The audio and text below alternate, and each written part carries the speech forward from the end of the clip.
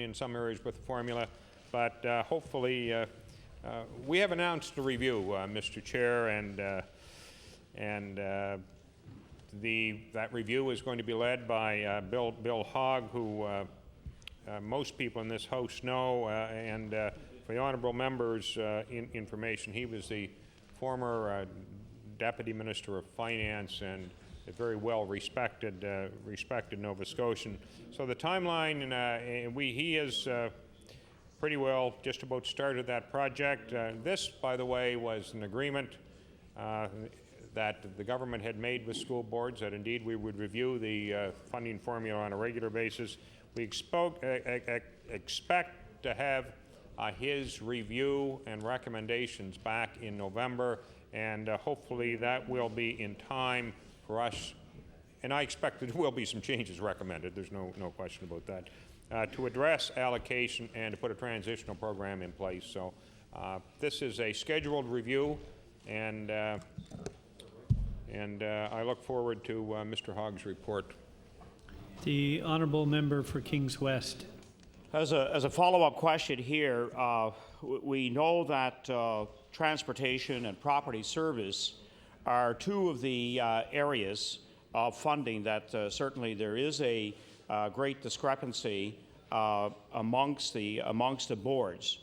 And if we eliminate transportation and property service, we now have the funding primarily for programs, a number of students in our boards across the province. And we can see, if we eliminate transportation and property service, a difference between the Strait Board and the Halifax Regional Board of over $1,000 per student in funding. And I think about $800 for AVRSB. Those are incredibly large figures.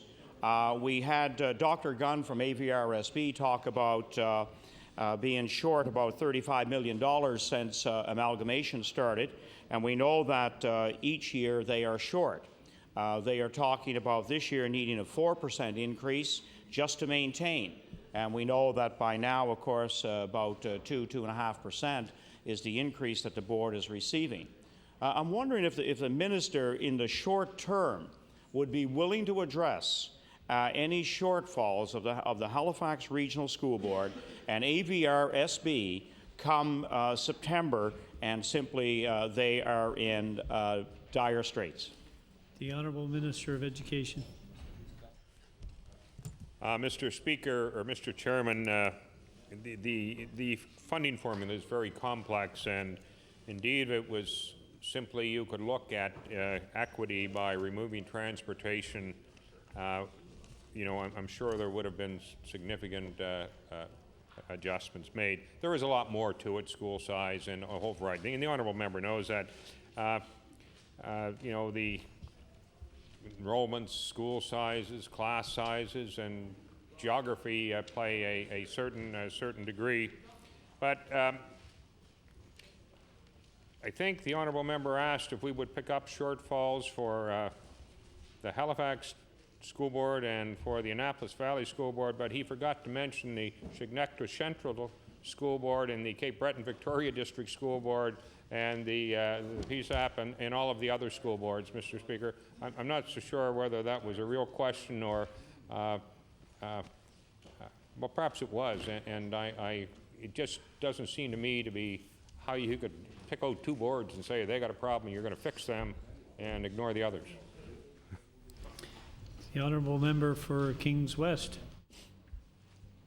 Well, what I'm saying in my previous statement is that those are the two boards that I believe are having certainly the most significant difficulties when it comes to dealing with their finances based on the amount they're given from the province, plus the municipal grants, and in Halifax's case, supplementary funding. We are hearing now, certainly in the last 2 or 3 school years, the constraints that they have had to operate under. We can say all school boards are underfunded, but I'm talking about the two that are having the most difficult and ongoing challenges with meeting their financial commitments. So I would like a comment in regards to those two. The Honourable Minister of Education. Mr. Chair, I really have to dispute that assumption by the honourable member. Certainly, I would sooner it wasn't. I will tell you that, but the Chignecto Central School Board, which happens to be the one for the community which I provide, has for quite some time now been publicizing that they need more money. And I would suggest to a far greater extent than either the Annapolis Board or the Halifax School Board. For example, the Halifax School Board just got an extra $20 million, and you know, and it's inappropriate, Mr. Chair, to try and link supplemental funding with mandatory municipal contribution. The Honourable Member for Kings West. Well, I guess the minister has admitted that not just Halifax and the AVRSB, but also Central Chignecto are in difficult times. And in fact, perhaps as we learned on Budget Day, education was not in just second place. It was buried in number 2 spot in terms of the considerations in this year's budget. And knowing what some of the boards are being faced with, then I would still like to know if they're, in light of the fact the funding formula doesn't seem to be working, if we have some real difficulties come the next school year, is the minister willing to address those? The Honourable Minister of Education. Mr. Speaker, Mr. Chair, the government clearly will address school board funding as it is able to. I know that boards would like more money, and university would like more money, and community colleges would like more money, and everybody would like more money. Are they entirely comfortable with the funding that they are receiving? The answer is probably no. Is the province entirely comfortable with the amount of money that they're given? The answer is probably no. But the fact is that the money for the public schooling goes up each year. The numbers of students goes down, yet the funding is increasing. The programs and services that are being offered by the public school system, I think, probably improve year over year. And that's a reflection, Mr. Chair, on the management of these school boards. They do a very good job of managing within their budgets. And, you know, I would like, Mr. Chairman, to be able to stand up and say, yes, I will take the money out of my pocket, but I'm not sure whether my friend who does the roads would be prepared to give me some of his budget, or my friend who does the health would be prepared to give me some of his budget, because they both, at the cabinet table, made an awful ruckus about being underfunded. So I just want to tell you that there were at least 3 of us saying we were underfunded at the cabinet table. Interesting comment. The Honourable Member for Kings West. In another area of funding that we are starting to hear certainly some commentary about is the amount that the municipalities are having to put into education. I take a look at the 2002-2003 statistical picture, and if we take a look at Halifax, for example, $884 million put up by the municipality, $218 million by the province. Now, that to me is certainly above, you know, what is that 90-10% recommended, again, formula, or is that just a rough guideline for municipal funding? I think it's a direction that where the province seems to be, again, downloading a little bit more onto the municipalities. And I'm wondering what the actual current level of funding guideline the Department of Education uses towards the portion that the municipalities have to pick up. The Honourable Minister of Education. Well, the rate for a municipal contribution is 0.351 per 100, Mr. Chair, and that particular number has gone down twice in the last 5 years. So the effective reduction in rate is probably close to 10% over the last 5 years. I was a bit confused, Mr. Chair, by the honourable members' numbers at the beginning, because the numbers were too big. Anyway, I want to tell you that the amount of money that will be collected through that process in 04-05 is based on the assessment value, and it's 147, roughly $147 and $147.5 million. Now, I think you would use the figure 200 and some, and that's why I was a bit confused. So you must have been referring to something different than I was. It wasn't in. Now, I got to tell you that in 1996-97, Mr. Chair, that the municipalities contributed slightly over 18% of the cost of public education. In 2003, 2004, the percentage contributed by the municipalities was down to about 16.2%, which was roughly about a 1.8 actual percentage on top. But if you take 2 over 18, it was about a 9% decrease. The Honourable Member for Kings West. Well, I'm not really concerned about the decrease, Mr. Minister. Could you tell me, I'm just using one regional school board as an example, what percentage of the current funding level is provided by the municipality for educating the Halifax Regional School Board? The Honourable Minister of Education. Mr. Chair, I'm going to ask the honourable member to clarify that question. I think we said that we were asking municipalities to contribute 16.22% this year to the cost of education. So board by board be the same thing, isn't it? There's a greater amount raised in Halifax and is reallocated across the province. Yeah. We don't do it. Yeah. Yeah, no, I know. We don't.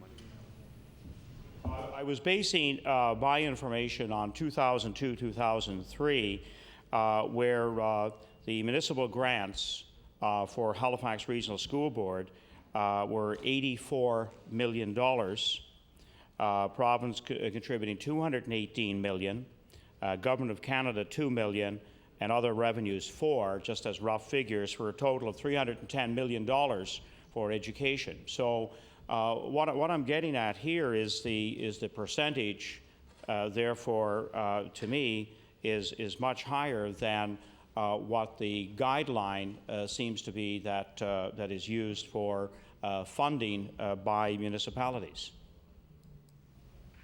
The Honourable Minister of Education.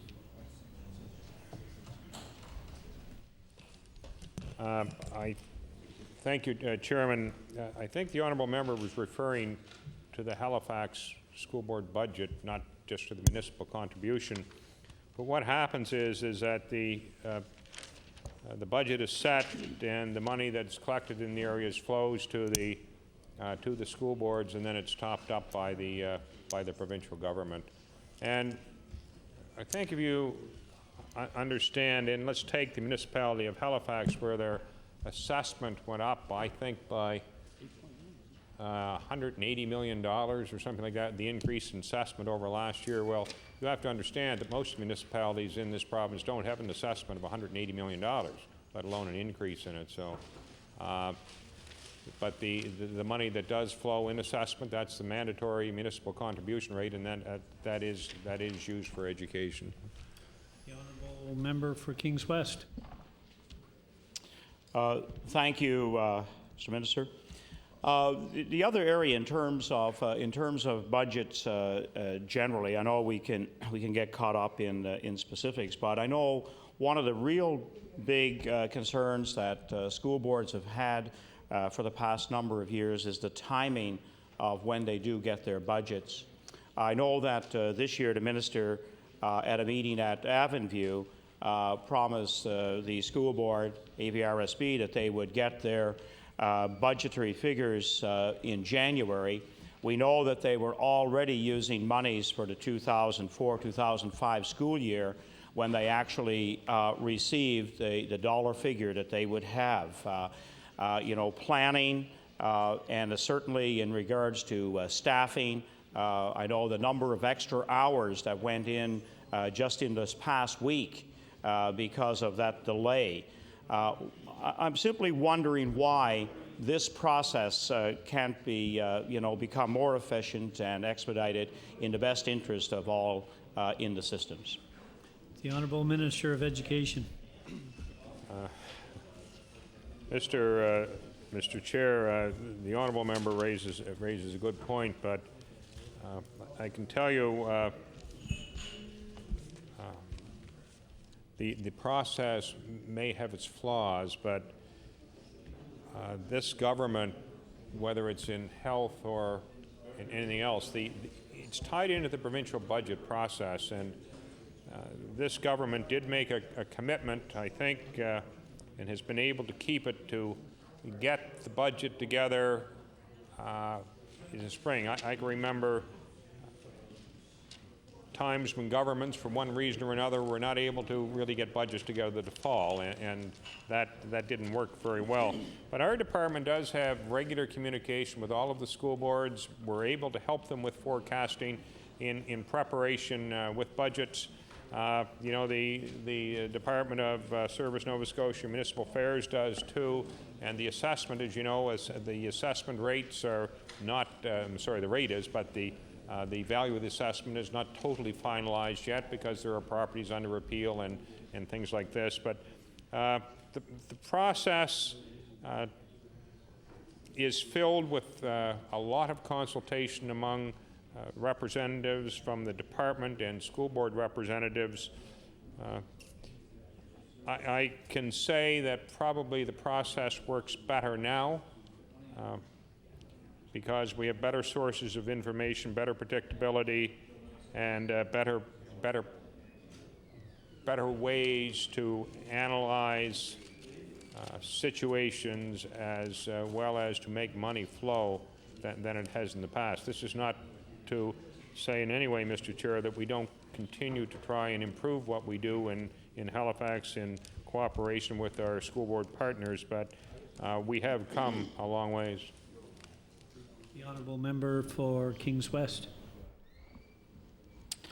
On Friday, the minister said that this year there would be a reduction of 97 teachers across the province, and in taking a look at the requirements for the coming school year, when both primary and grade 1 will have class sizes of 25 and combined classes of maximum of 20. I know that provincial enrollments are dropping, but is that not such a significant decline, especially in light of the very marginal decline over a 6-year period when the province in 97-98 school year had 9,729 teachers, and this year about 9,630, and 9,592 in 2002-03. In fact, that seems like a very substantial number of teachers to be reducing the workforce by. And my own personal take is that perhaps it is more than just declining enrollment when we have a 97 figure reduction. And in fact, is this one of the cost-saving measures that the province is looking at in this particular school year? The Honourable Minister of Education. The funding for school boards is in some ways population driven, and when the student population does go down, then obviously some other things have to go too. I think remind the honourable member is that school boards are adjusted annually based on student population, and if the population is decreasing, then there is a formula for taking away teaching positions. But the data that is used to make that determination is a year old, so that effectively a school board would have a year to transition it. And so the data that is going to be used for the 2004-2005 school year is the data from 2003-2004. So effectively,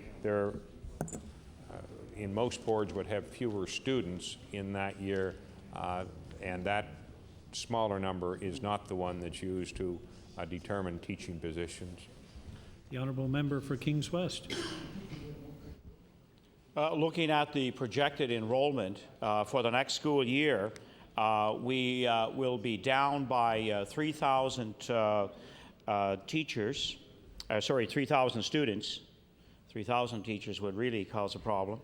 And we're reducing by almost 100 teachers in the workforce, but yet we're reducing class size, moving it into grade 1 next year. There definitely doesn't seem to be a proper balance here with declining enrollment, teacher losses, but yet the requirement of several more teachers at the grade 1 level. I feel that I need a little bit more of an explanation. The Honourable Minister of Education. The position that the government accepted when it started this Learning for Life initiative is that the early years were really the most formative to get people off to a good start in school. And if you were talking about the most effective, most appropriate, or whatever you want to call it, when you're talking about smaller class sizes, government felt that in the primary grade 1, it was in really the primary grades where you could have the greatest effect. And the honourable member would know that students come to school all the way from somebody, I suppose, checking in and being able to read, and maybe at a grade 6 level, to some people that can't do that, like the most of us. But there's a wide variety, and therefore smaller class sizes, more individual help for the primary grades is what we went on, and that's what the Learning for Life commitment is to put more resources in the very first years of school so students get off to a better start. And we all know that students who get off to a bad start, it is very difficult for them to fully recover. The honourable member for Kings West with approximately 35 seconds. I guess the next area that I was wanting to ask a question about was with the pension funds. Just very quickly, why is that figure actually included in the education budget? It's a little bit of a complexity to me in that why would it be there when we're talking about the operational dollars for education for the province? The time has elapsed for the Liberal caucus. I'll allow the minister a short snapper. I will just say administratively it's easier for us to pay that money. It all goes into education than it is to allow the boards to pay it, so that's the reason. I recognize the honourable member for Halifax Atlantic. Yes, I have a couple of questions, or a few questions actually, which partly come out of my own experience as a parent, and I hope that's acceptable. I think we'll allow that. All right. I guess one of the things that I'm trying to, okay. No, one of the things which I think is a great concern for a number of parents in the school system and throughout the school system, actually, is the fact that it's very difficult to educate a child who's not in the first place safe. There are a number of incidences where at the individual school level there seems not to be an adequately strong board protocol surrounding various things which may concern traffic safety. There seems not to be a consistent approach towards whether or not school boards, individual schools within boards, permit cars on or off school grounds, which can lead to a number of difficulties. There are problems with emergency plans, which, although they have apparently been vetted, just don't hold water. They really do need to be dealt with at the school board level.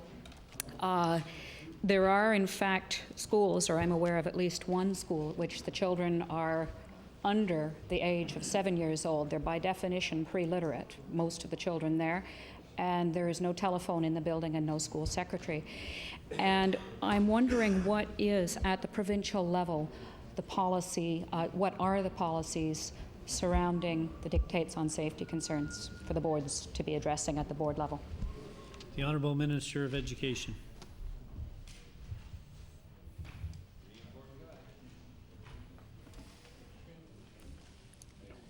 I thank the honourable member for that question, and it's interesting to hear the parent perspective coming out. And I want to tell you that having had 4 children pass through public school, the issue of safety, I think, is one that concerns every parent. And you spoke about safety in a number of areas. First of all, one of the things you talked about was traffic on school grounds, and I expect that that would be both a board and school policy. And I have to go back and I have to think of this in my own home community to try and get the answer to that, because I know that in a couple of schools that cars are allowed on the school property, and in others they aren't.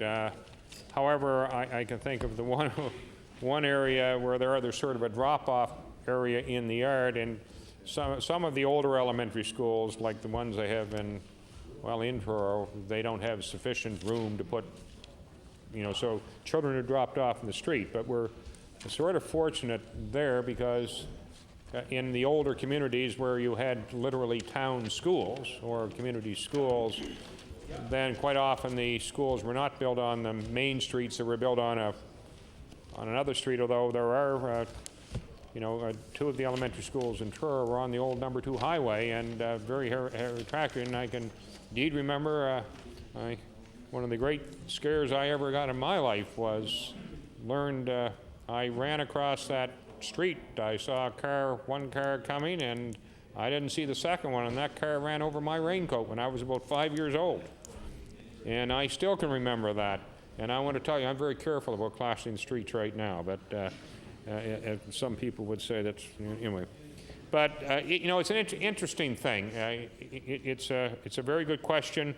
It's primarily a concern of the board. The issue of safety, we put in, we accepted the recommendations put forward by the Provincial Student Education Council to try and end bullying, and we've done that from a provincial thing. But the actual schoolyard safety to which you referred, that would be a matter of for school boards to deal with. Now, I can tell you that there are guidelines for busing, where students attend school via the school bus. And I do know that one of the boards do consider very carefully safety when making decisions whether to bus students or not bus them if they lie inside that area where they're not required to bus them. And the boards are aware of that. More specific concerns, I would usually direct parents to school boards. I know as an MLA this year, I've had a couple of concerns, brought to me by parents about their children and having to do really with busing and where the bus pickup was, and all of that type of thing, and we've addressed that with the board, and I know that whatever resolution came, it may not have been ideal, but the board did work with these people to try and solve the problem. Now, that's not to say that sometimes people don't come with unrealistic expectations, and the board would deal with those as well.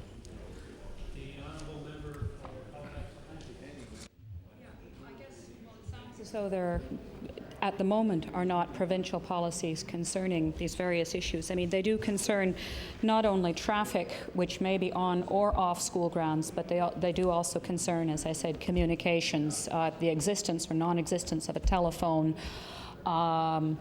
Liability issues seem to be interpreted very differently, literally from school to school within a given board. And I'm wondering whether the province has looked at addressing the issue of some standard guidelines that either there will be cars on school grounds or not on school grounds. There will or will not be a telephone in every school facility. Emergency plans will or will not be reviewed at the board level. I wonder, has the province looked at this as a whole? Because I think it's very difficult to ask, in the same way it's difficult sometimes for a board to demand of the individual school that it reach the correct solution when, perhaps the problem has been solved many, many times. And I'm quite sure that the problems that I have seen within my constituency are a long way from unique within the province. So does the department have any intention of addressing the development of policies, even if it's as minimal as ensuring there's a safety audit of every school, ensuring that each board does have one? No. The Honourable Minister of Education.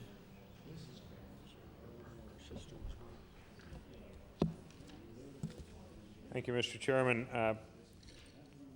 All schools and all public premises are subject to the normal audits, for example, fire and safety audits. And the honourable member knows Halifax Atlantic better than I do, although I'm not totally unfamiliar with some of the school situations out there, having been out there. But school boards, they have the staffs. All of the occupational health and safety guidelines have to be followed. Schools aren't exempt from those.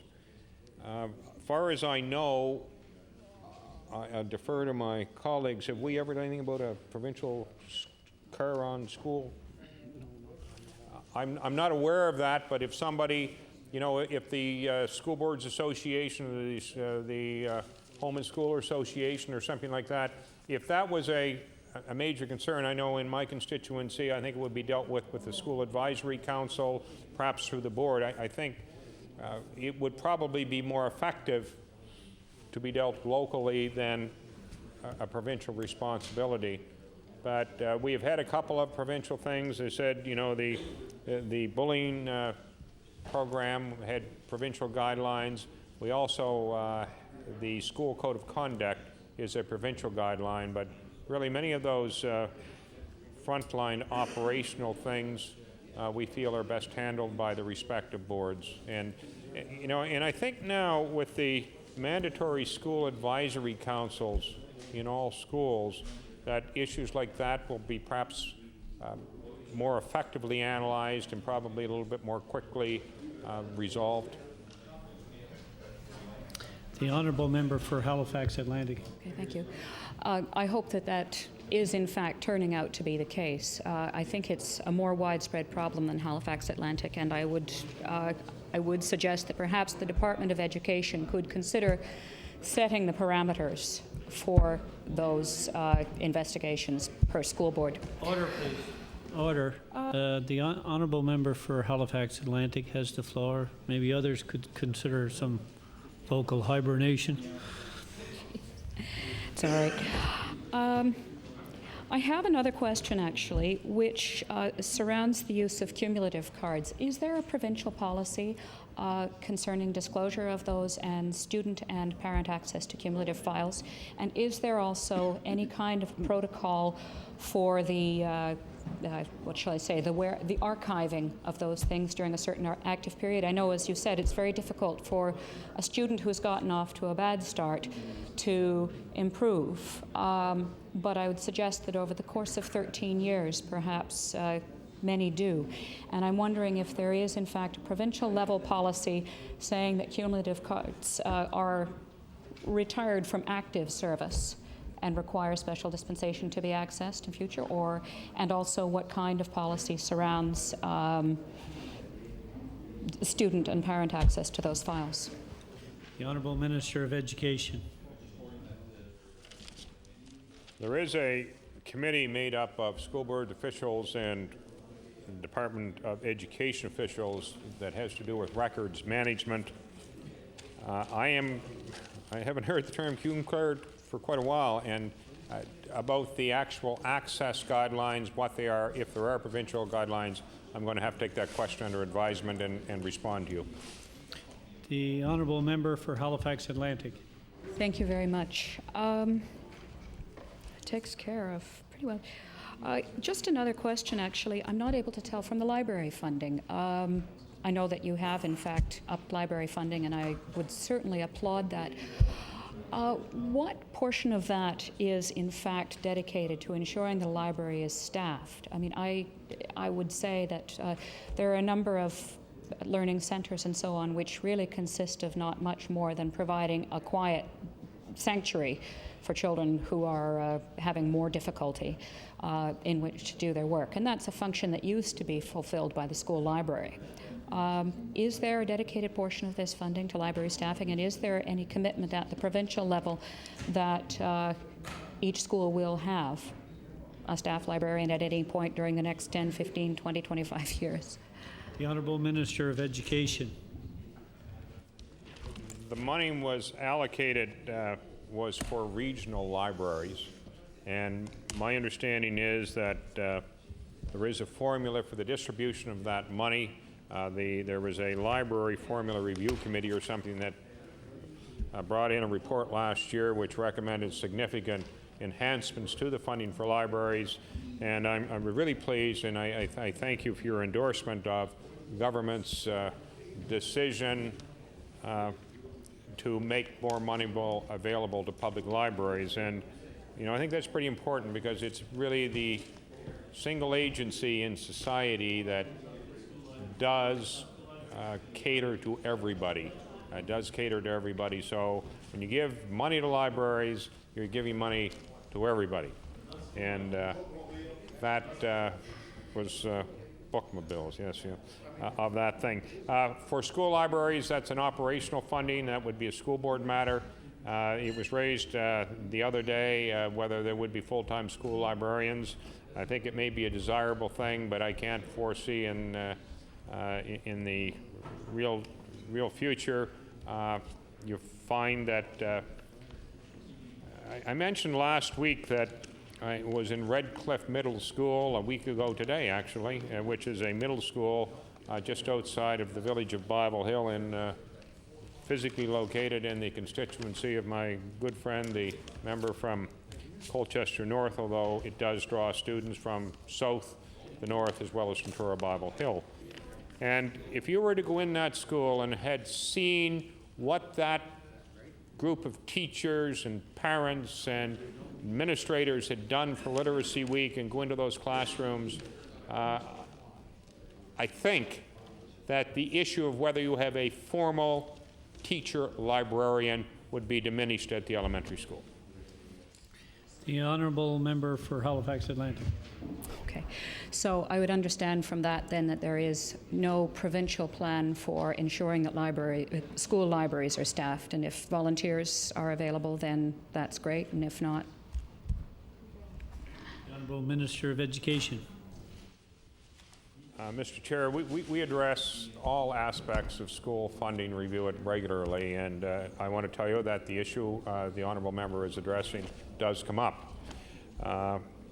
You know, another school, I'm just picking schools that I've seen, and I'm sure there are lots of examples around the province. For example, I know Cavalier Drive has an elementary school out in the Sackville area someplace. I've not been to it, but the literacy program is there. The language arts program that we have gives classroom teachers in every subject area the primary responsibility for helping students to develop skills in critical literacy, research, and evaluation. And again, I have to say the elementary classrooms, if you see the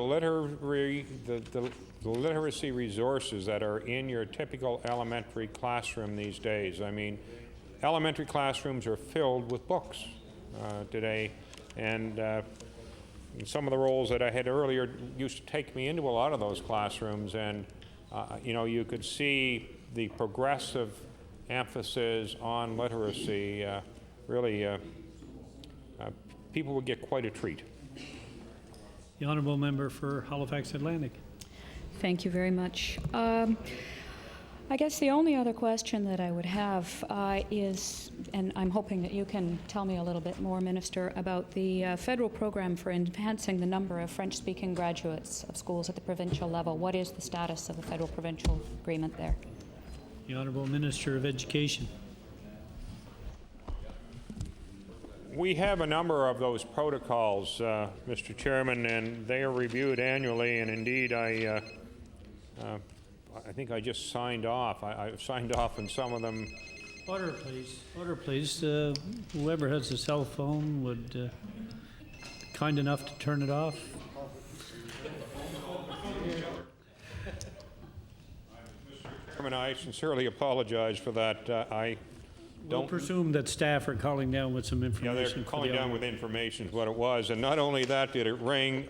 I never have the thing on ring, it's always on vibrate, so I'm doubly embarrassed about that. But anyway, the issue of libraries you're referring to, I say it is reviewed regularly, and I mentioned libraries, but also libraries are part of the French grants too. So, you know, it's all encompassing. We do sign those protocols on a regular basis, and we have staff in our department that works with federal officials to do that. And as the honourable member would be aware, that we have recently reorganized, and a lot of the curriculum development work is now going out to the board, and we think that that is going to be a more efficient and more effective use of resources. So in terms of the French language grants of $1,090,000. okay, the French language grants budgeted this year is a little over $4 million, and we pass that on to boards. The honourable member for Halifax Atlantic. Thank you very much, Minister. And I'm going to hand over the rest of my time, if I may, to my colleague, the member for Sackville. Thank you. The honourable member for Sackville Cobequid. Oh boy, Davey, go get him now. Thank you, Mr. Chairman. I want to start with, thanking the committee here for indulging some questions to the minister from me. As a parent of two young kids, young children, and I haven't had a lot of interaction with the school system since my daughter just started actually primary this year. So I'm sure if I've a few more years, hopefully down the road, if I'm still here, and my questioning might be a little more thorough down the road. Yeah, that's right. So just going through this, some of the figures, and I hope you can bear with me being new to going through some of these books and figures, but I do have some questions and maybe some quick answers from the minister on what they entail. So first of all, I'd like to go through to supplement to the public accounts, page 48, and just going through that, some of the lines that drew some interest to me, maybe the minister could enlighten me on. Supplement public accounts, right? Yep, some of the lines there. One would be the New Ireland Press of $50,000 and the Oxford University Press of over $807,000. And that's page 48 on supplement to public accounts. I wonder if the minister could just briefly tell me those lines, what that figure entails, especially the larger one of over $800,000. The Honourable Minister of Education. That was the Oxford University Press was one, and what was, I got to ask the honourable member for the other one? New Ireland, thank you. The $50,000 for the New Ireland Press was for learning materials and educational resale supplies, and it went to the Nova Scotia Book Bureau.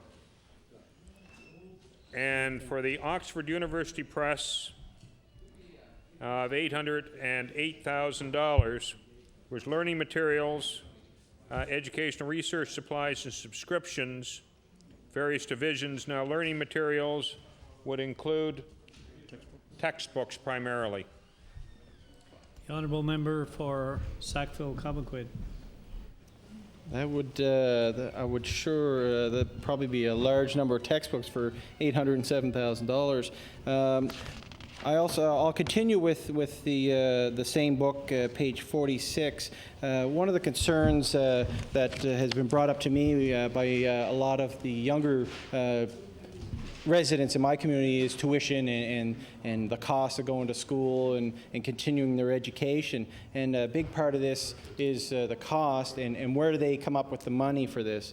A lot of them do look towards their parents for assistance and go to the financial institutes throughout the community and get loans. But another part is student loans. So I'm just wondering, on page 46 we have a line item here. I wonder if the minister could briefly tell me about the claims for loss of student loans of $2.5 million. Is this, I wonder if he could go in detail a little bit on what that entails, that line there. The Honourable Minister of Education.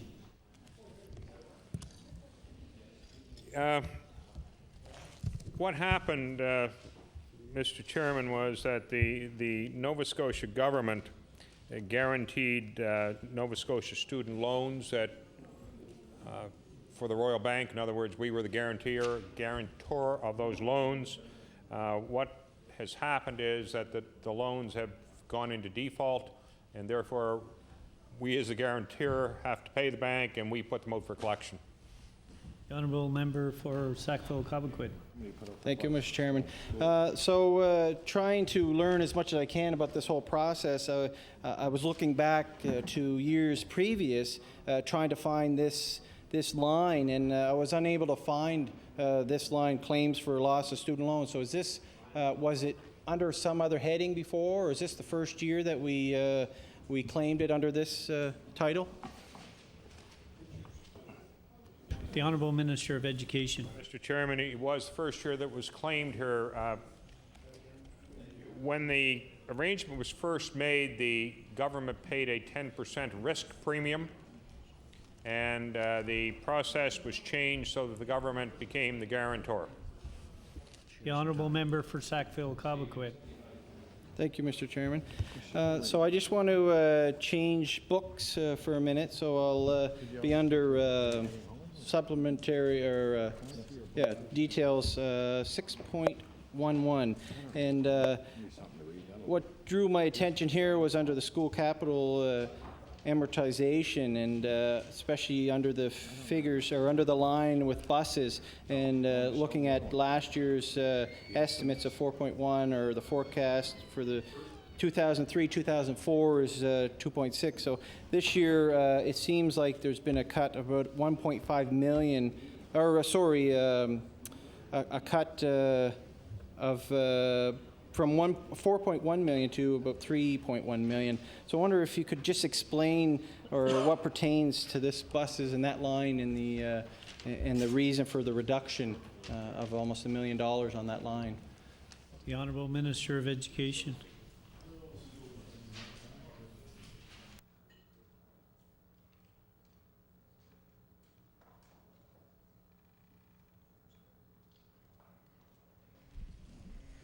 Mr. Chairman, that represents the amortization of the school buses. And with the change in the accounting rules, when they moved to GAAP, the government was able to change the amortization rate, and that difference reflects the change, the move to GAAP principles. The Honourable Member for Sackville-Cobequid. Thank you, Mr. Chair. So for next year, do you foresee a change, or is that going to be kind of a constant number that we're dealing with for the next few years, is the 3.1 million, Mr. Chairman? The Honourable Minister of Education. We've been getting better prices on the buses each year, fortunately, and one of the things, just for the information of members of the House, is that buses are purchased through an Atlantic Province consortium. So, you know, we join with Newfoundland, New Brunswick, Prince Edward Island, and that's helped the unit prices for buses, which has been a very good thing. The Honourable Member for Sackville-Cobequid. Thank you, Mr. Chairman. So I'm wondering, maybe with us purchasing these buses and getting a better deal, it's great that we're looking at consolidating purchases with other provinces. So do we actually lease them back to Stock Transportation, or do we lease them back to the bus companies? And do we have revenue coming in for that for those buses that they use? The Honourable Minister of Education. Those who are in the private transportation, no, they do their own thing. We do provide the board with a grant to offset some of the capital costs that the private carrier would incur. The Honourable Member for Sackville-Cobequid. Thank you, Mr. Chair. Thank you, Minister, for clearing that up a little bit. I want to go to page, same book, 6.6, and during the campaign, a lot of questions was asked about class sizes and resources in the schools, and what I heard was, yes, they are concerned to a point on the number of students in each classroom, but what a lot of the teachers especially were saying to me with the seemed to be a little bit of increase in the special needs children, integrating them more in the public schools, and which is, I think, is a great opportunity for them to learn and grow. And there were a lot of concerns were with resources. So I'm wondering, under the public schools on 6.6, under the learning resources and technology, there's been quite a cut of about $1.5 million. I'm wondering if you could inform me of what programs fall under that, and the reason for such a large cut to what I think is an important part of the school system of getting resources and technology into the classroom. Honourable Minister of Education. Thank you, Madam Chair, and let me welcome you. If you were there for the last question, I didn't notice it, so, and if you weren't, welcome. We are continuing to invest in the priority areas of reading, writing, and math. And, you know, the technology initiative of the Department of Education has really, it's been a good one. It's done well. It's given high-speed internet access to every school, community college campus, university, and library in Nova Scotia. And that's part of what the technology funds were. And it started, like so many things, as a partnership between the federal and the provincial governments, and this was a 3-year partnership. And we've continued to invest in technology for schools on the provincial level after this phase concluded. And the funding that was made available has covered hardware and software, professional development, and technical support. And the province is very close to achieving its target of 1 computer for every 5 students in public school classrooms. It was a difficult budget year, and we made a difficult decision to reduce the funding to the technology initiative. Now, in some cases, what this will mean is that where they had perhaps a regular hardware replacement cycle, they might have to delay some purchases. We know that there will be an effect, but we made the decision when we had to make some decisions about where school boards could make, I wouldn't say the easiest adjustments, but adjustments that might have the least effect on students, that was an area that we picked.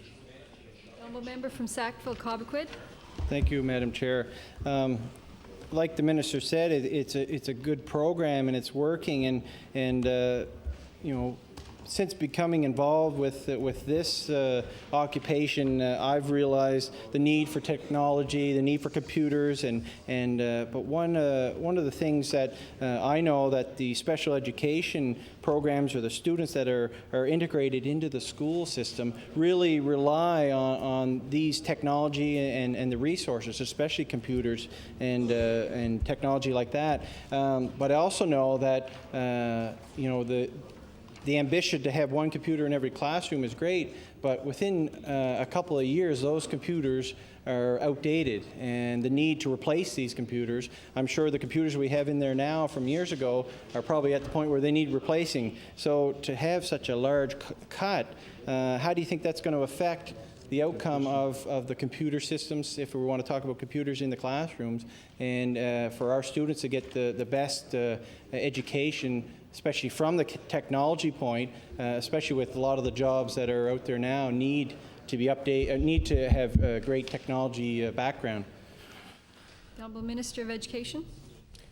Well, there's no question, Madam Chair, that the fact that this was a budget item that could not be increased this year will slow us down. On the other hand, school boards, and we'll work with them to really identify their priority areas and see that the money is allocated to hardware and software and professional development and the technical support where it is most needed. Now, there is a considerable portion of this money which goes to professional development. I think one of the things that we're talking about professional development, primarily professional development teachers, excluding people like myself. A lot of teachers are becoming more and more competent in the use of technology, and I think that some of the in-service dollars are not as crucial as they were in earlier years. There's very few new people coming into the schools that have come through higher education that would not have been using you know, technology as part of their course of studies or preparing their work. Cobequid. Thank you, Madam Chair. And as the minister said, it was a budget item, and they had to make a decision. But I think it was a bad decision on their part to do this. And I think we're going to have to live with the consequences, and hopefully we can restore that funding and continue the excellent education that our kids can get from being exposed to technology in our schools. And I think it's important to get them at the earliest age. For instance, my kids, I have a 2.5-year-old and a 5-year-old, and it's amazing on what they know at their age. And I think it's important that we continue to ensure the funding's there for the future. So I just want to go, I'm going to continue with the same book and go to 6.3. In my community, I've said this in the past, and I guess I'll say it again, is that we're lucky that we don't have the P3 schools. I've said it in other debates, and you know, my community has, I think, 9 schools in it. We have a high school that's been there for over 30 years. So I say we're lucky we're not caught up in this P3 and the large fees that we are seeing being charged for the use of the facility.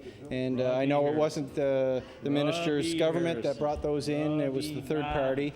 But we have concerns in our community, because our schools are older, that we're going to see problems arise in the future, as we've seen already a few years ago with contamination near one of our junior highs from an oil leak, and the amount of money it costs to fix that. One of the things was it displaced these students, and they had to go to the high school, which was forced to go on split shifts. Split shift high school, they call it. It's not the first time Sackville High has been on split shifts.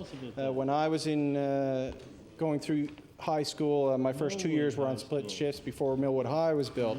But that wasn't the last. Recently, Sir John A. Macdonald, with some air quality problems there, Sackville High opened their arms and took these students in and gave them a place to get their education. So I have concerns with the line item here, facilities, repairs, and renovations to schools.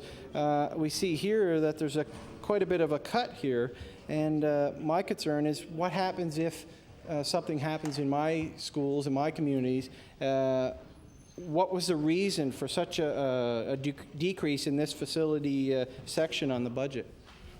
Minister of Education. Thank the honourable member for the question. I just want to,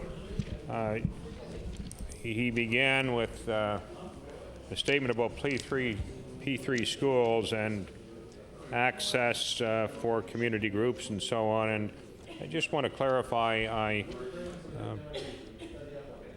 it's case perhaps of putting all of the developers into the same group, and that's not the case. I know that Ashford is quite comfortable in working with community groups and allowing about the same access that you're going to get in the public system. So I wanted to make that point.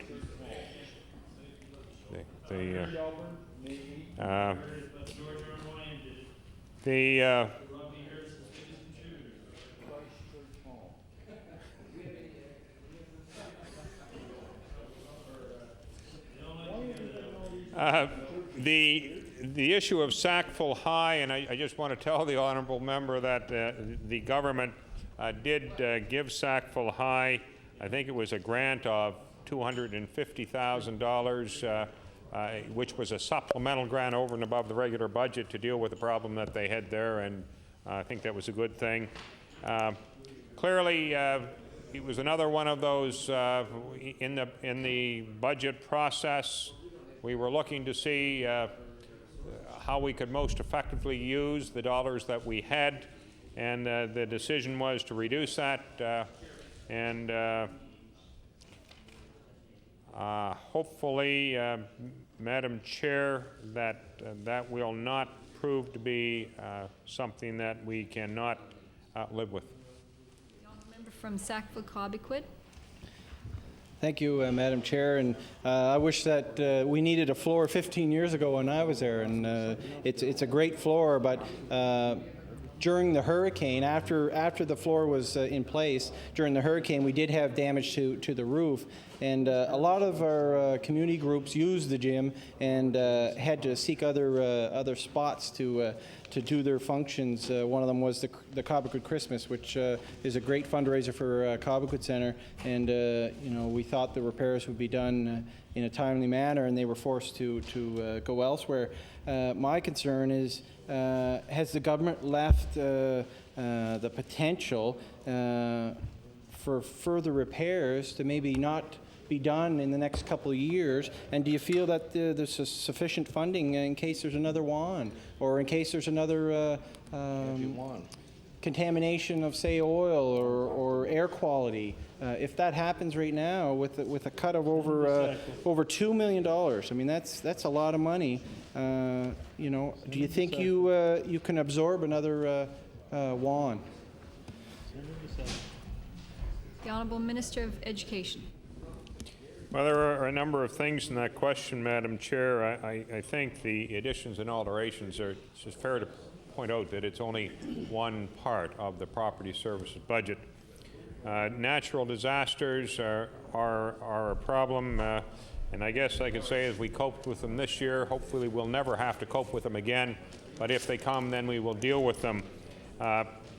Schools do have some insurance, and I believe a number of the repairs to schools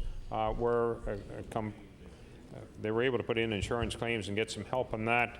In addition, when we had that major thing, I know my colleagues, the Minister responsible for emergency measures, and my colleague, the Minister of Transportation and Public Works, we were able to fortunately recoup some of that significant damage claim from the federal government.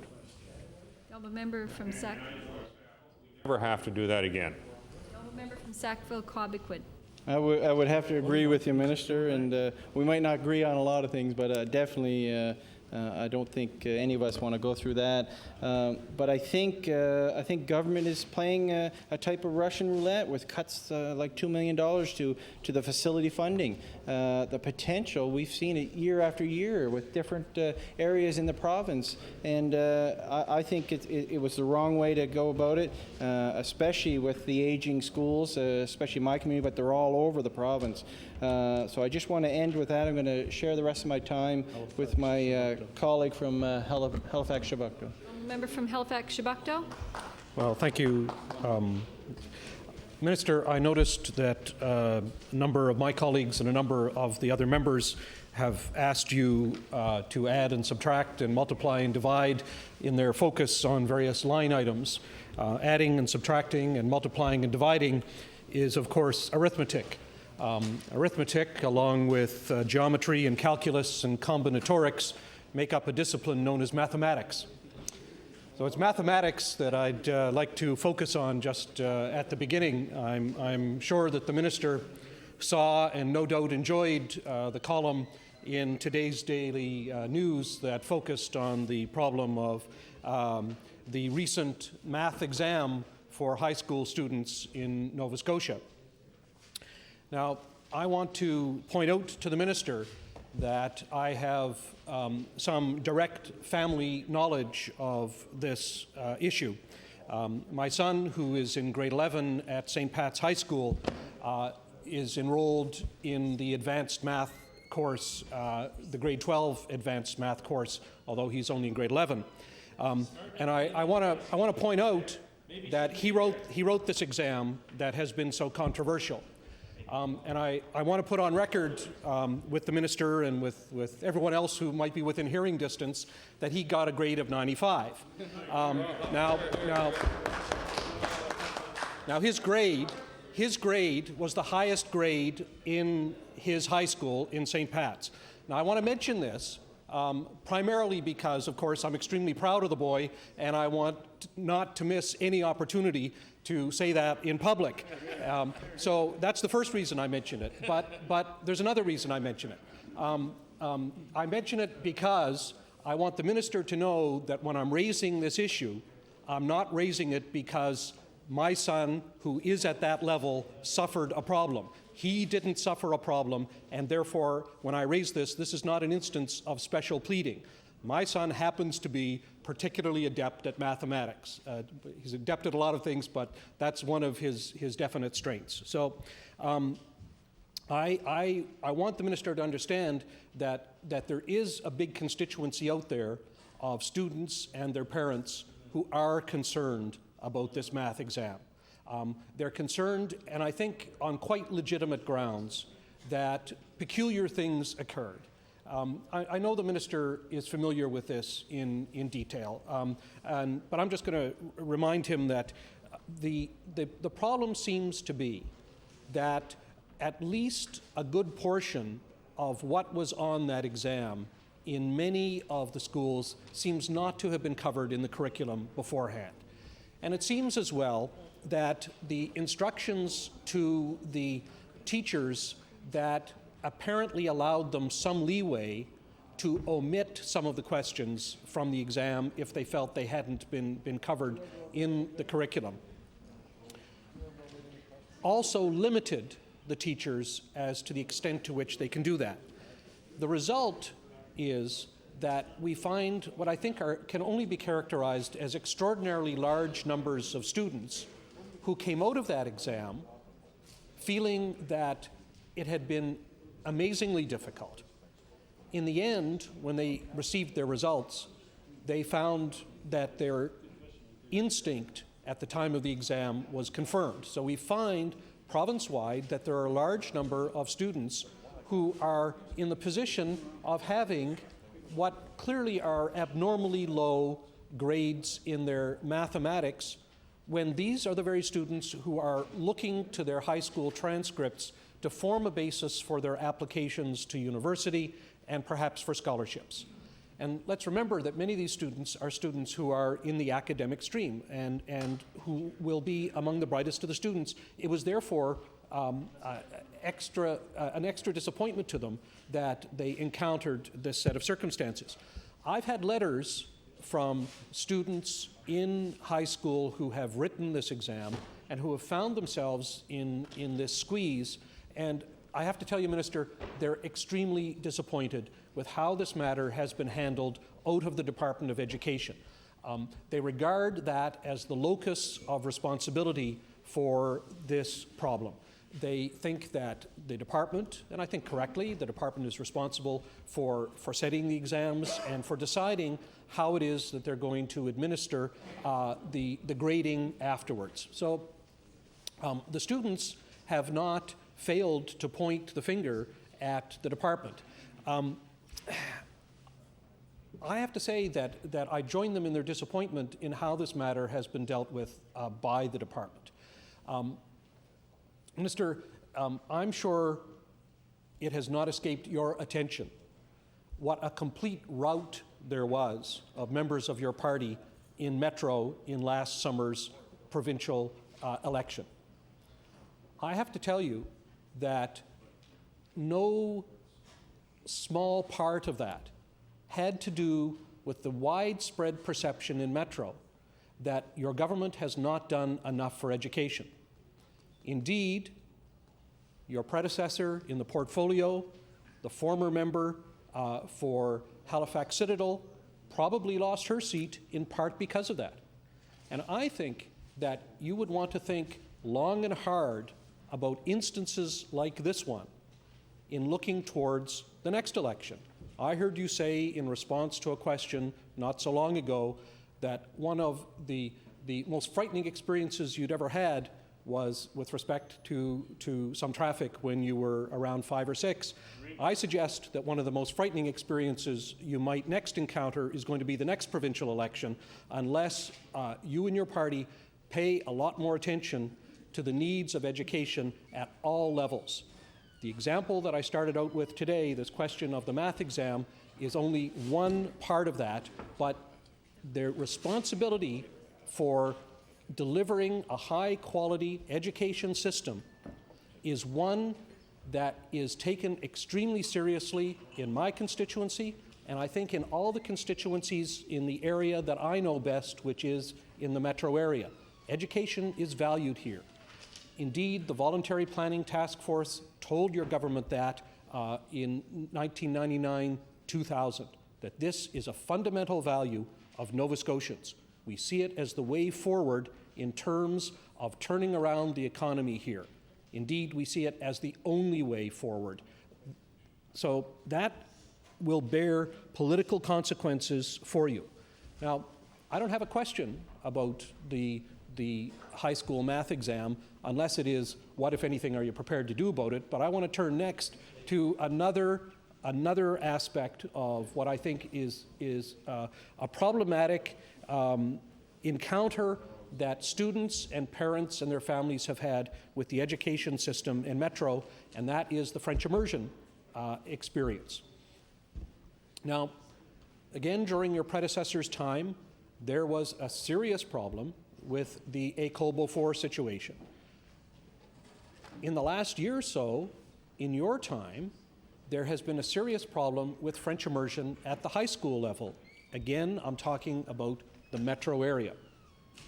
Now, my son, about whom I spoke in such glowing terms earlier, was enrolled in French immersion from primary in grade 1 all the way through until this year, when he decided that he could no longer continue in French immersion because he wanted to take the advanced courses in science and mathematics. They simply weren't available. His older sister, who graduated last year from high school, did French immersion all the way through.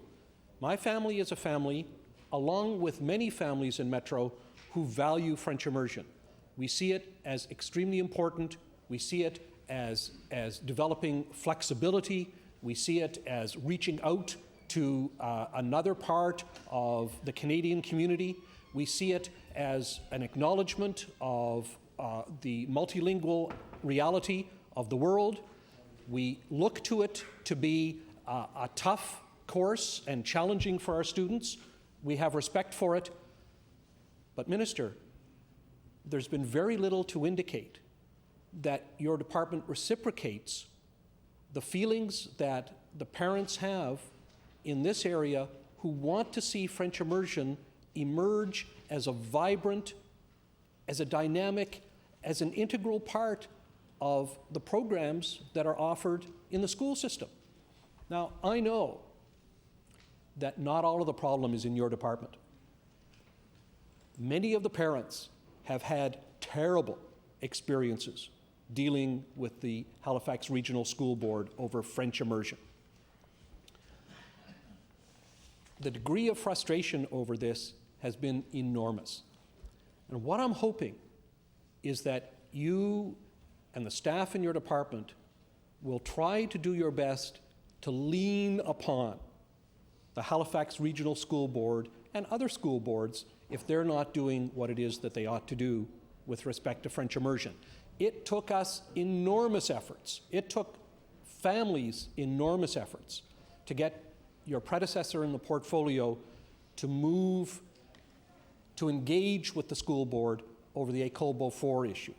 I'm hoping that your department, under your administration, will move somewhat more aggressively with all the school boards as they need it to try to promote French immersion.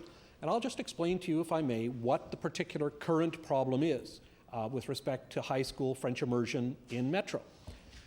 You'll know that for many years, on the Halifax side of the harbour, the French immersion has been located at St. Pat's High School. That's meant that students in the areas that would normally be serviced by the Halifax West High School and by the J.L. Ilsley High School have all come in to St. Pat's in order to do French immersion at the high school level.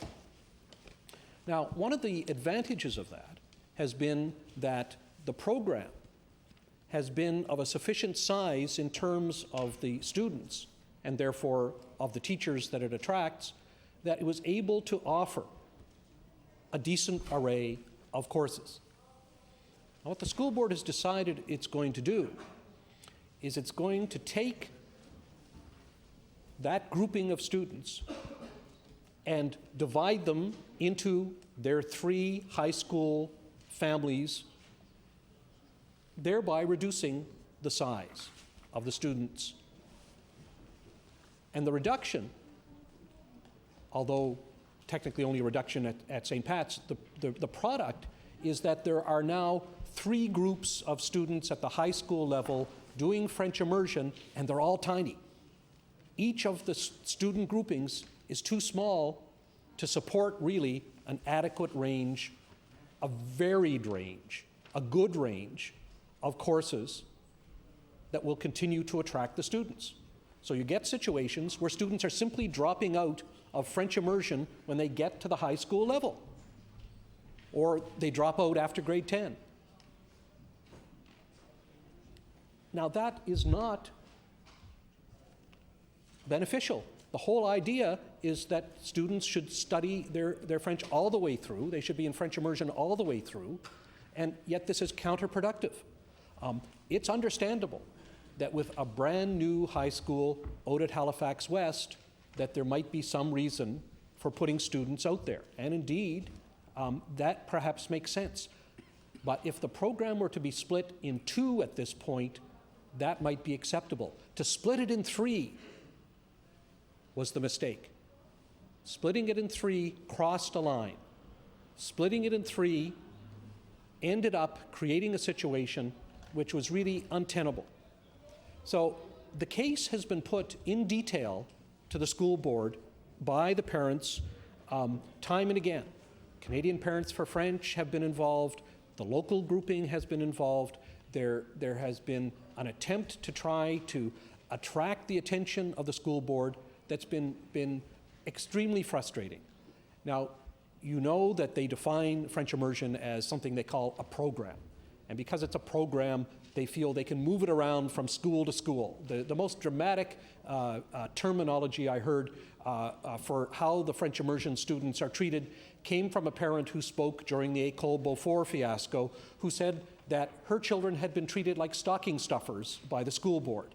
They were just sort of moved around from place to place, put here, put there, and that in their experience, they had found their children, when you add up their elementary and their junior high experience, been put in several different schools over the course of their experience. This is not desirable. So, Minister, I have to say that these two examples I raise are extremely problematic, and the signals that are sent to parents who are looking for a high quality of education are not responsive to that. Because I assure you, parents and the students are looking for a high quality of education out of our system. That is their chief demand. They don't want it just to be adequate. They certainly don't want it to be at the low level. And when we see the results of interprovincial comparisons, they're appalled. They're dismayed.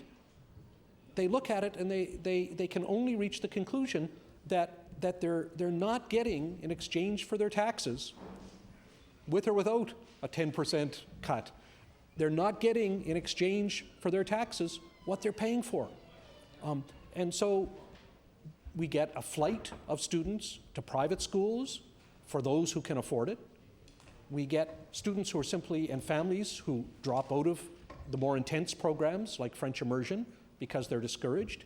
And then we have just the outrage of the families who are finding it difficult to get some positive response to their concerns out of the school board and sometimes out of your department. Now, Minister, I know unfortunately I have a limited amount of time to raise some issues with you, but I want to turn, if I may now, to one more. And maybe there can be a little good news here about this one. And it has to do with the new high school that's projected for the Halifax Peninsula. And I'm wondering, Minister, if you can bring us up to date as to what the current state of play is. As I understand it, the preferred site, that is to say the Bell Road site where the community college is now located, has been identified by a committee on behalf of the school board. I'm wondering if you can let me know how soon you think that building or site, whichever it is, might be available. I'm wondering if you can let us know what population size you think that high school might be.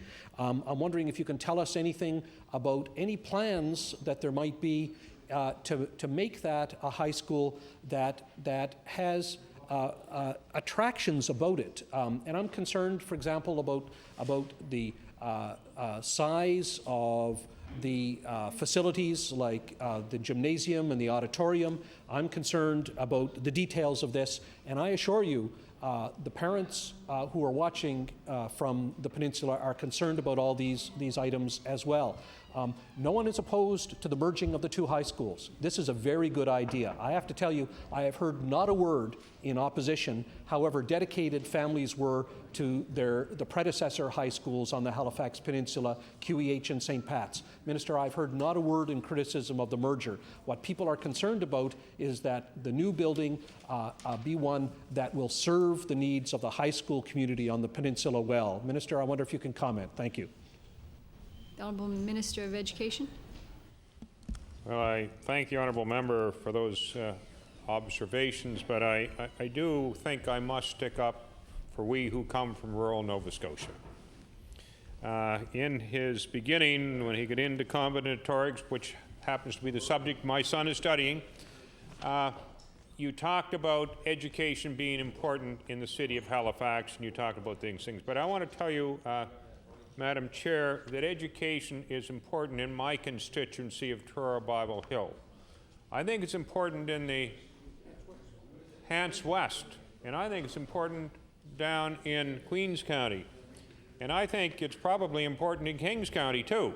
And what I'm trying to say, Madam Chair, is that I know that the honourable member is filled with good intentions, but being a rural member, I want to tell you, and I expect this will come up at your caucus tomorrow morning, where your rural people are going to have a few words to you about your unintentional, I'm sure, slight of education once you get out of Halifax Shabukdo or Halifax Citadel.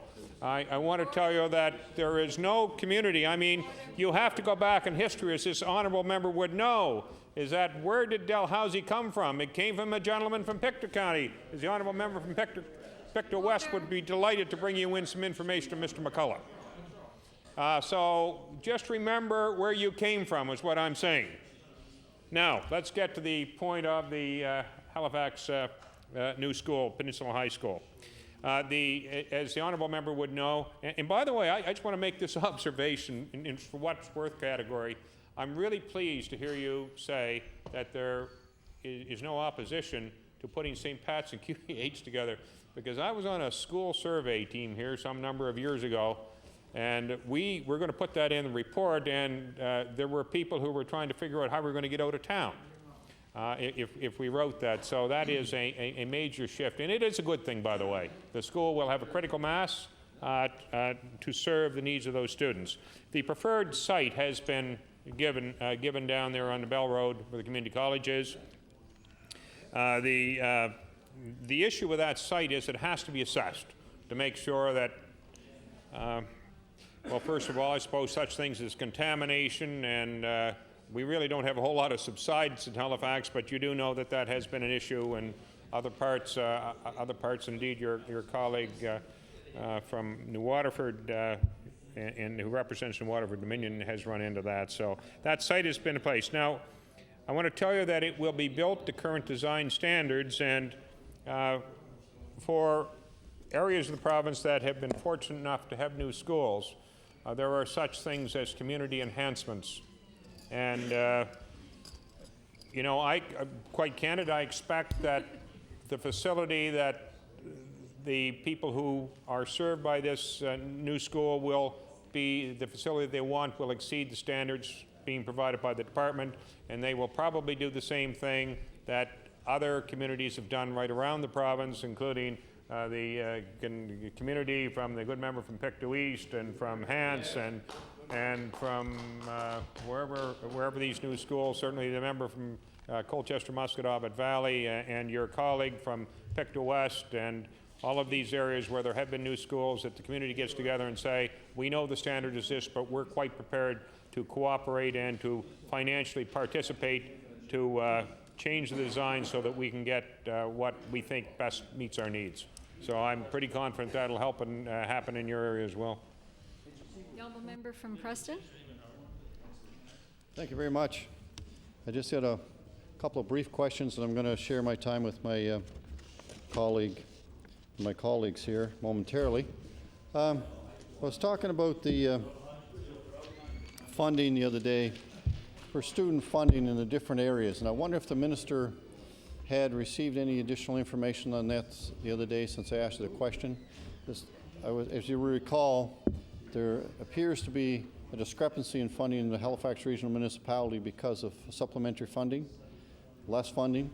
Did you manage to get any additional information on that since I asked you the question the other day? The honourable Minister of Education.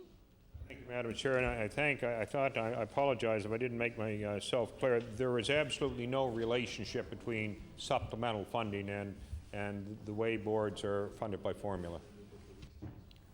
The honourable member from Kings West. Madam Chair.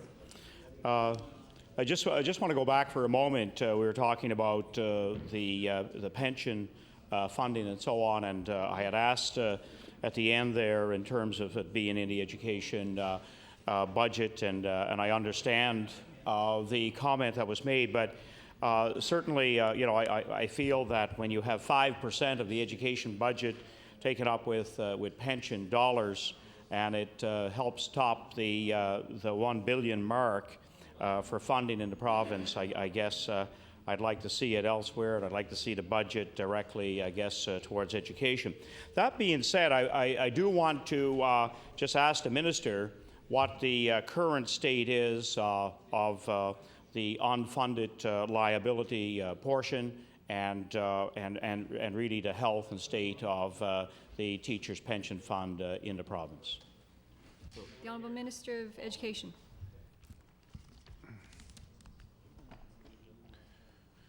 We had that the other day. You would give it Percentages? Yeah. I thank the honourable member for raising that a question, and I always want to go into a little bit of history again, just preamble. There was a time some years ago where the teachers' pension fund was really, it was in dreadful shape, and the reason it was in dreadful shape was neither of the partners, which would be the province nor the teachers themselves, participated at a rate that they should have been participating for a number of years. And the fact was that there was a management committee which consisted of representatives of the teaching profession and representatives of government, and for one reason or another, I guess we could say, let's call it small p politics as opposed to big P politics, neither side wanted to raise the contributions. And you know, it was one of those things, and I also just want to make the comment, Mr. or Madam Chair, that this was a Canadian phenomena. Nova Scotia was right in with the rest of us. However, the teachers' pension plan, there was an amount of money put into it by government, and I think pension contributions were increased on both sides. I'm not entirely sure. That was in 1993 where they finally dealt with this issue, and indeed it should have been dealt with before then. But the assets of the teachers' pension fund right now are about $3.8 billion. The teachers' pension is funded at about 76.8%, and this is down from about 86.5%. And of course, the stock market hasn't been all that good the last little while. And I think I commented on this the other day, is that it wasn't that long ago that the stock market was so good that the public service pension fund, the people got a pension holiday because there was legislation to cap the contribution, or cap the total at 110%, and because it was over that, they had actually wasn't a rebate; they just didn't collect it. The honourable member from Kings West. Just to follow up, then, when we look at a 76% funding currently, everybody, of course, hoping and anticipating that perhaps the markets will rebound and things will improve. In light of the fact that we have 2,800 teachers between the ages of 50 and 55, and many who will retire right at 55, is there enough concern here that, in fact, there's a good chance the department, or the government, will have to come up with some additional funding to keep the pension healthy? The Honourable Minister of Education. That's an interesting question, Madam Chair, and it's one of those things you hope it never comes to that. If there was to be money put in the fund, it would be a decision of the partners, and I don't think the government would put in money unless the partners put in money. And we have to. This is a shared responsibility. You may wish to ask some more detailed question to my colleague, the Minister of Finance, because it is the Department of Finance that does have the administrative responsibility for the Nova Scotia Teachers' Pension Fund. The honourable member from Kings West. Mr. Minister. Just to relate to that statistic that I just used about the aging of the Nova Scotia teachers, and we've all known this for a while, profiles have been done and so forth, but the reality is now upon us. And I'd like to link it to another area, and that is teacher education. And my own view here is that we are missing a golden opportunity, I think, to realign our teacher education program and the value that can be gained from that group of teachers. In fact, almost 1/3 of our teaching force about to exit in the next 5 to 8 years. And I am wondering if there is any consideration to going back to a one-year program or a 16 or 18-month program and an internship with teachers, especially mentor teachers from that aging group before they exit the system. We're all talking about succession rights and so forth, and I know in the two schools that I'm most familiar with, there is a tremendous amount of experience that could be passed on. And I'd like to the Minister, if there are any comments in that area linking what is about to happen in the province. The Honourable Minister of Education. Thank you. The honourable member would know that teacher education was reviewed some number of years ago, and it was something called the Shapiro Report, which, as some members in this House would know, that I had some personal difficulty with. I thought it made probably not some real good recommendations, and as a matter of fact, I could probably be a little bit stronger than that, but we're not on the floor of this House. Having said that, one of the things that resulted from that was the decision to go to a sort of a two-year course of study for teacher education. I'm talking 2 years in terms of credits. And the thing was, when that report, it was a report done by department people with representatives of the Department of Education too, that came up with that recommendation. And you've heard me say on the floor of this House that our teacher education requirements, I think, in our province are probably the most detailed that we have in the country, or we have the highest standards, I guess, for teacher education programs. However, when those guidelines were brought in, the Nova Scotia Teachers College was still in existence. And that had a 4-year program, and at that time it was possible to complete get a teaching bachelor or TC5 in 4 years of study. Also at that time, the University of St. Anne had a 4-year program, and which led to a TC5. So what happened was that, they looked at the 2 years, and somebody, I don't know who it was, somebody eventually said, well, it's got to be 4 plus 2. And that was not the intention.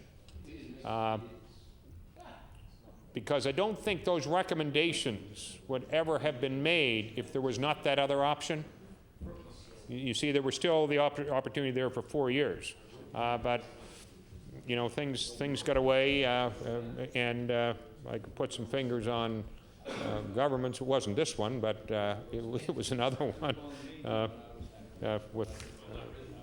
And I just think there was some bad decision made, quite frank, some bad decisions made there, and we're trying to deal with it. Now, our department has gone to all of the universities and asked them if they would like to put a proposal forward for maybe a 16 or an 18-month program or something like that, which would be more concentrated. And you mentioned the wealth of experience that is out there by some of our senior teachers, and who would be just tremendous role models for young people.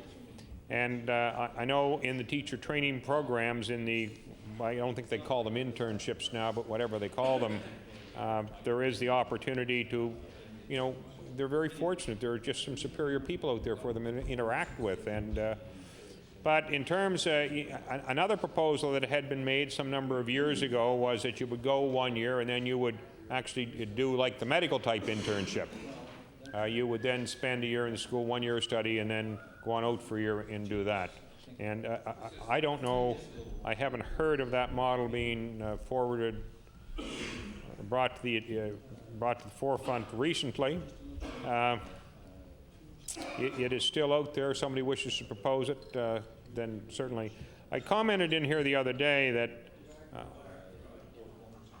I would like to see a common standard for teacher education right across the country. We're fairly close here in Atlantic Canada, but the other provinces are different than us, and it's, I can remember when if a person from Nova Scotia went to Ontario to teach, you had to go to summer school. That was automatic if you went there to get licensed, because you had to take history of Ontario education or something like that. Now, if people are endorsed from Ontario and come to Nova Scotia, I think for the most part they get a bridging certificate because there is something that we require of them that is not required up there. And we're moving more towards national standards in education. You talked about the tests and our ability to compete nationally, and I did raise the issue of a common teacher certification standard at the Atlantic Ministers of Education and Training, and I also I raised it, although it wasn't a formal agenda item, at the national meeting. So I guess what I'm saying, yes, I agree with you. I think there are some other models that need to be explored, but I am somewhat perplexed at the great discrepancy we have across the country. The honourable member from Kings West. Thank you, Mr. Minister, and I'm certainly pleased to hear that there is some opportunity for taking a look at how we will proceed. But I can't let this opportunity bypass, and I know I'm playing here into your hand, but how deeply do you regret having seen the Nova Scotia Teachers College close its doors? Because it also speaks to teacher education. What's the time? What's the time? The honourable Minister of Education. Well, it's probably not really appropriate for me to go on too much length at this, Madam Chair, as I think most members know that I was at that facility in an administrative role for 6 years, and I was deeply saddened to see it go. The people to whom I spoke around the province, those that, particularly at the elementary and junior high level, virtually unanimously supported its ability to produce teachers who could deal with the curriculum here in Nova Scotia. And the decision was made for political reasons, not for educational reasons, and that probably was the tough thing. There was a tremendous support from the profession out there, and though I was not in the House at the time, I used to get copies of petitions in my role, and which was a bit awkward because I was a direct government employee at that time, and they always kept me informed of what was going on. I don't think it was a real good decision. It didn't have the best interest of the province. And the other thing about that, as you would well know, is that the province, through the Department of Education, although, in many ways the college was up there in Toronto and it had more autonomy than, for example, the curriculum division of the department or something like that, because it's located in the Trade Mart. But if there were new initiatives in education, then the Teachers College people got them.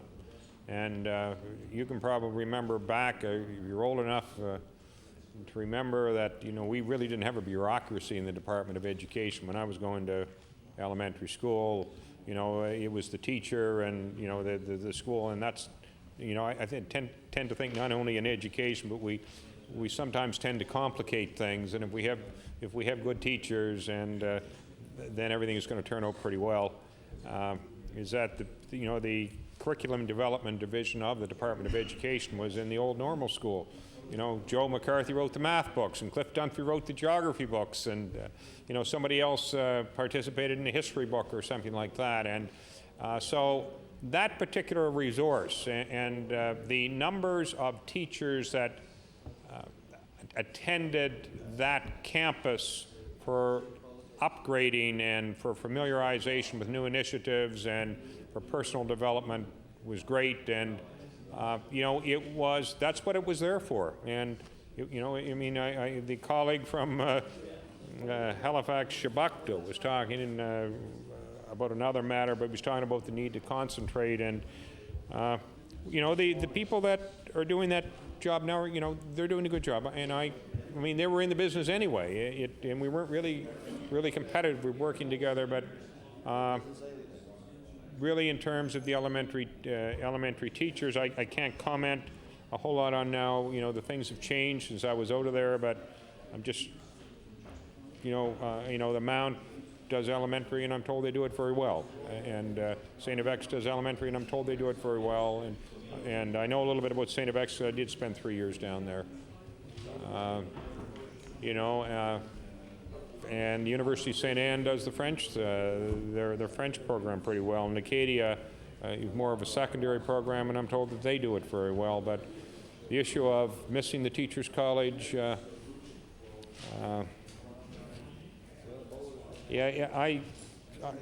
thought it was not a well thought out decision. Or if it was well thought out, the logic was faulty. The honourable member from Kings West.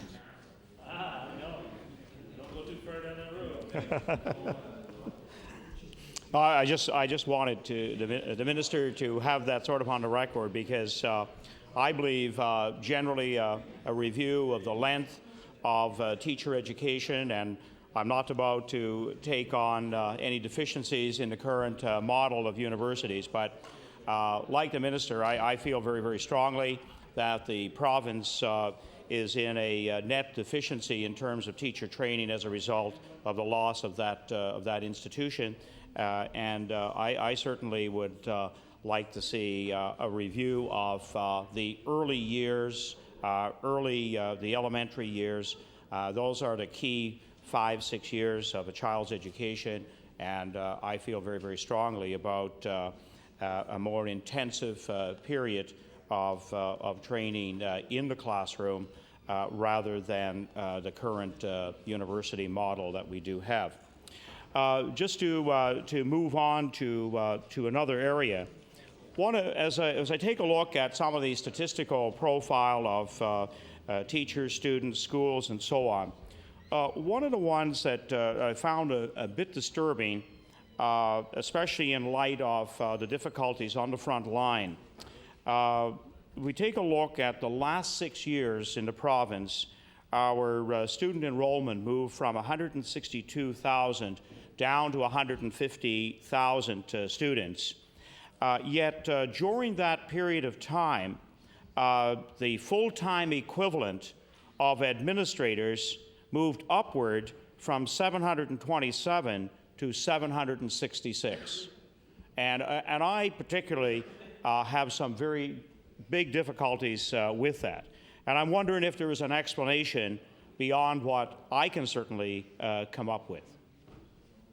The Honourable Minister of Education. It's an interesting observation from the honourable member. I think one of the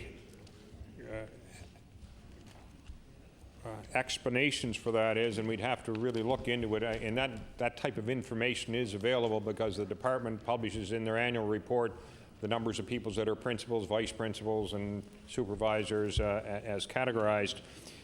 I think it may have been a lot of it in response to public pressure. One time schools used to share principals, or you had a part-time, or you had a teaching principal, and the feeling by most everybody was that where possible, a full-time administrator was best. And I think a number of boards looked at the role of the educational leader as being one that required more time than had been allocated. So where they were able to do so, they did up the administrative resources. As I said to the honourable member, I know that the actual numbers are available. Again, that's kind of a speculative answer on my part. I don't know the actual incident. The honourable member from Kings West. A little bit tied into that, and perhaps even more disconcerting, is that in just a 2-year period, just a 2-year profile, 2000 to 2002-03 school year, when we saw the total teacher complement in the province move downward from 9,752 to 9,592. The number of consultants moved from system consultants from 35 to 66. And at the same time, I pick up a statistic from the same book, and it says there are 100 classrooms in Metro with 35 to 40 students in them, and actually 18 with 40 plus. Now, I think you know, the public out there, when you take a look at this and dig down on it, there are some real huge disconnects with those kinds of statistics. I was wondering if the minister again could provide an explanation. The Honourable Minister of Education. The honourable member, I believe, has raised a very good point. The Honourable Member from Kings West. As you know, Mr. Minister, from the budget, the group that certainly have a very, very difficult time with the budget are university students. And when we take a look at the debt burden of students, the tuition equation, we certainly know that they did not perhaps get their just dollars from this budget. I hear university presidents talking about needing $22 million in order to meet the challenges that they currently have on the operational side, and only getting, in reality, $2 million.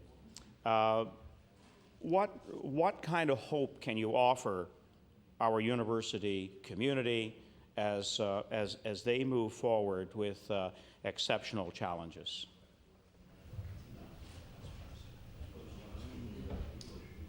Honourable Minister of Education.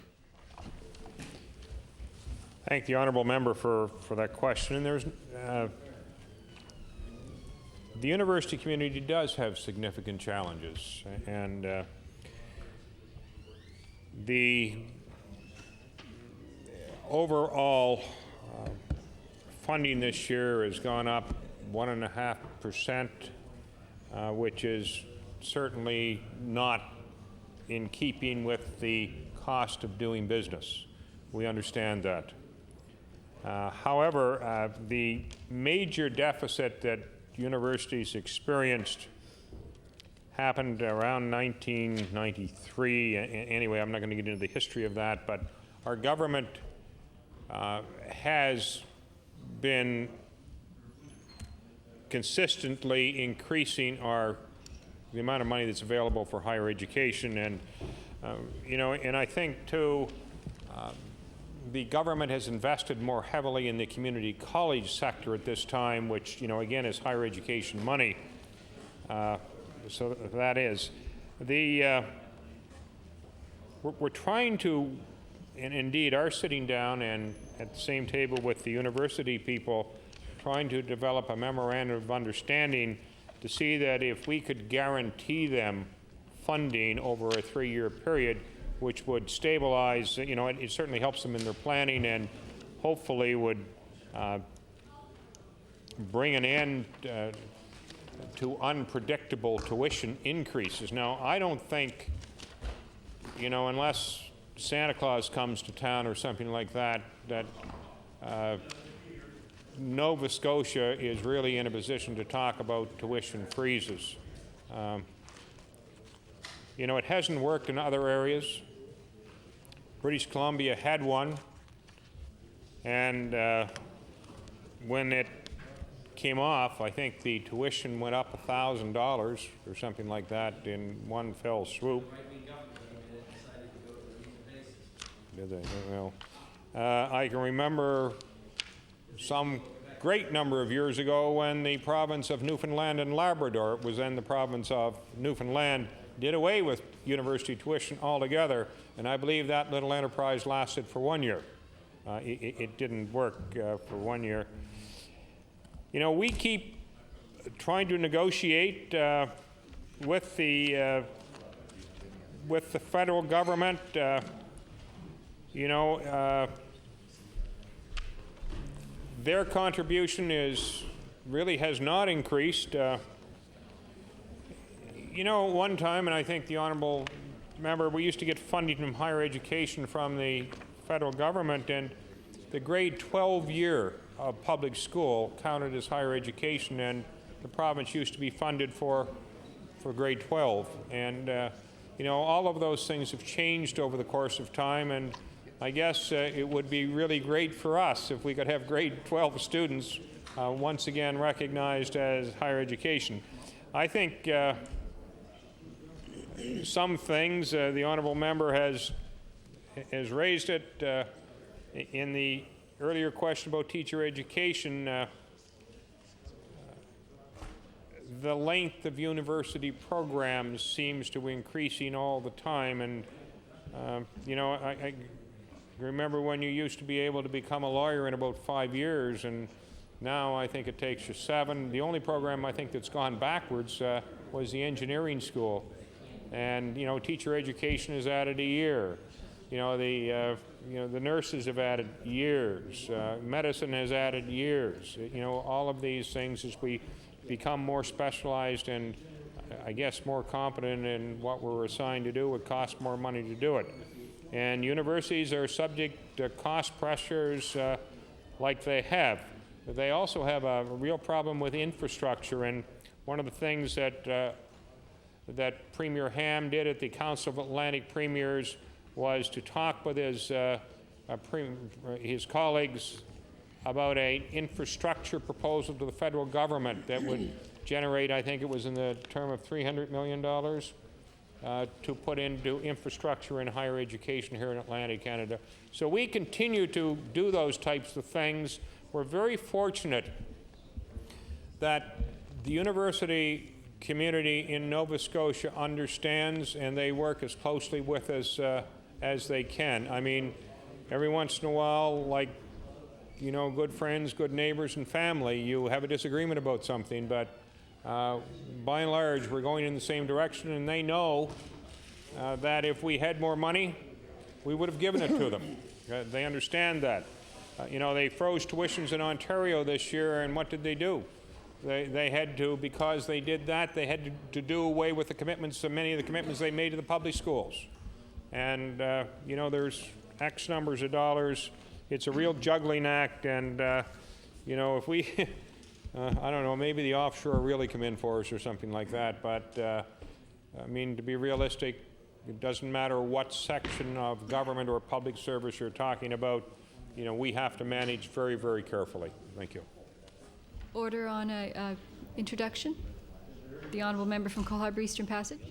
Thank you, Madam Chair. I wanted, in the Speaker's Gallery, I wanted a chance to introduce some members of representing injured workers associations in Nova Scotia who were here today to listen to some of the words of the Minister of Labour up at the World Trade and Convention Centre, and had some meetings with him, and they're here today also to hopefully talk to some of the members of the legislature about Bill number 20. And it's Mary Lloyd from the Pictou Injured Workers Association, Pictou County Injured Workers Association, June Labrador and Wally Peters from the Mainland Injured Workers Association, Ms. Kellogg from the association, and Jimmy Lau from the Cape Breton Injured Workers Association. I wonder if we can give them a round of applause.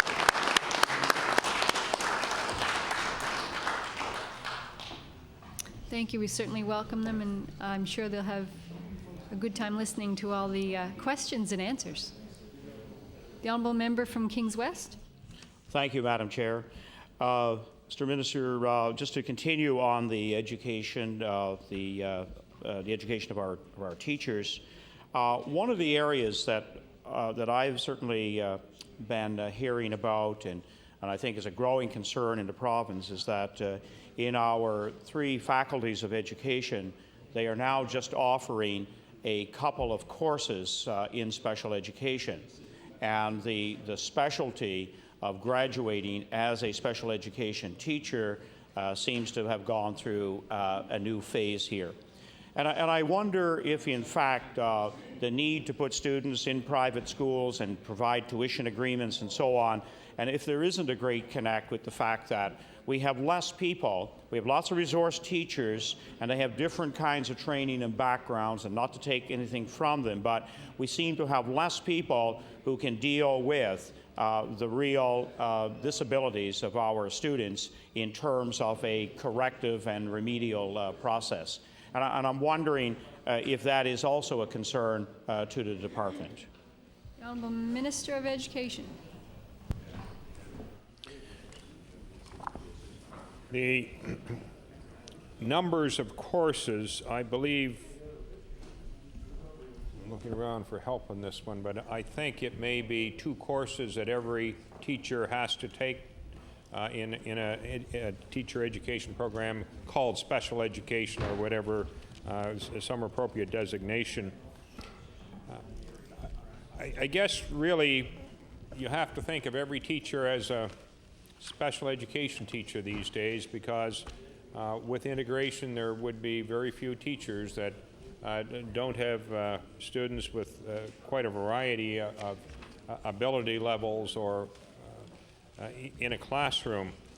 So my understanding is that we're talking about methods courses per se. I know certainly that was the case when I was at the Teachers College, and that was done down at St. FX when I was down there, so I assume it's done at other places as well, that the methods courses that students would take, part of those courses would be directed towards particular techniques to use with students who have special needs.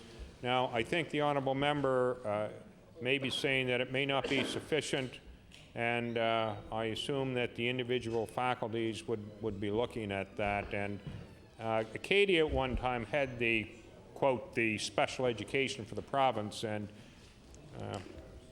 they still have it at the master's level, but I don't think the Mount may have a program that would approximate it as an undergraduate non-education degree, and then you would go into education to flesh it out. The Honourable Member from Kings West. I'm going to